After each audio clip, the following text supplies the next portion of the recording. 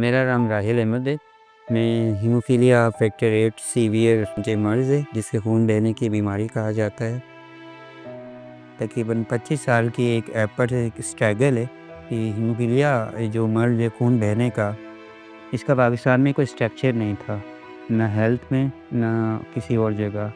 जब हमें एहसास हुआ कि ये एक ऐसी तकलीफ़देह बीमारी है, वो पेरेंट्स के लिए अफोर्डेबल भी नहीं है, कोई स्ट्रक्चर भी नहीं है पब्लिक प्राइवेट सेक्टर में, इस पे काम करने के लिए राग़िब हुआ ज़हन।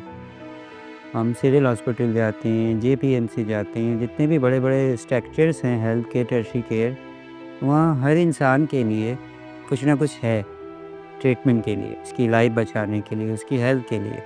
पर जब हीमोफीलिया और खून से बहने वाले अमराज से मुतासरा अफराद वहाँ जाते हैं तो वहाँ कुछ भी। ये खून बहने की एक ऐसी बीमारी है जिसमें पैदाइशी तौर पे खून जमाने वाले अज़्ज़ा जो होते हैं, जो उनका डीएनए होता है, वो उसमें डिफेक्टेड हो जाता है। हीमोफीलिया के अंदर भी लेवल्स हैं, क्लॉटिंग फैक्टर्स लेवल्स हैं। तो ये बाय बर्थ क्योंकि डिफेक्टेड जीन थी तो क्लॉटिंग फैक्टर लेवल्स जो है वो कम है। अब जब क्लॉटिंग फैक्टर लेवल्स कम है तो उनमें वो सलाहियत नहीं है क्लॉट कर सकें।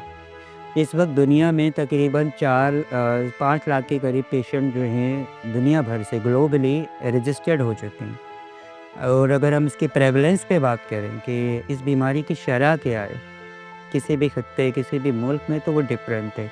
पाकिस्तान में अगर हम सिर्फ हीमोफीलिया की बात करें, खून बहने की तो 13 बीमारियां हैं, हीमोफीलिया फैक्टर 8 और 9 की बात करें तो ये 1 लाख में से 23 अफराद इसके अंदर मुतासर है।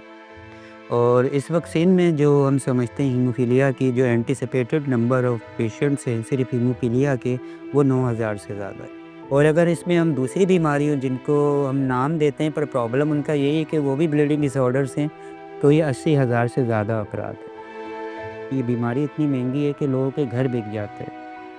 और चले वन टाइम हो तो समझ आती है बात कि वो हो गया एक दफ़ा, पर ये तो लॉन्ग टाइम बीमारी।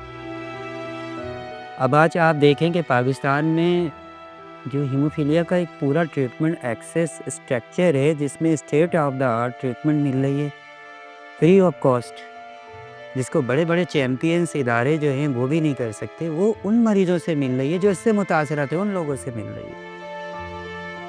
अब हमने देखना ये है कि पाकिस्तान में जो वाहिद इदारा एक पूरे निज़ाम के साथ कर रहा है और जिसकी विंडो भी ज़ीरो कैश काउंटर है, यानी यहाँ किसी ने पैसे नहीं देने अपनी ट्रीटमेंट के, एक तो वो अफोर्ड ही नहीं कर सकते।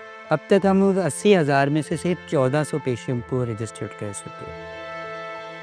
हम अपने सर्वाइवल पे काम कर रहे हैं। जब पब्लिक सेक्टर ने साउंड नहीं किया, काम नहीं किया, जब नॉन प्रॉफिट सेक्टर ने काम नहीं किया तो हमारे पास सर्वाइवल के अलावा कोई और था नहीं। तो हमने जो एनजीओ ये बनाई है अपने सर्वाइवल का बनाई। अगर कोई इंसान 5 लाख रुपए भी कमाता है, उसका बच्चा है, तो वो उसका ट्रीटमेंट अफोर्ड नहीं कर सकता।